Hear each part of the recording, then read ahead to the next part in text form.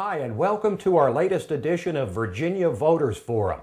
And our question today comes from Bob in Danville, Virginia, who asks, do you believe the result of the elections in Egypt will ultimately be favorable to America's national interest? Well, that's a great question, Bob. You know, in an election season that is understandably focused on the economy and the debt and the jobs crisis, there's much at stake in Egypt's elections. We have to keep in mind that elections throughout the Middle East generally are between a number of radically imperfect choices. And it's deeply concerning that the Muslim Brotherhood and their Islamist allies are expected to do well, because it's hard to believe they would advance anything approaching real democracy.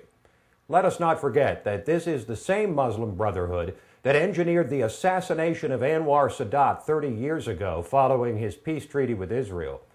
And upon overthrowing Sadat's successor, Hosni Mubarak, immediately breached that treaty by blocking access to the Suez Canal.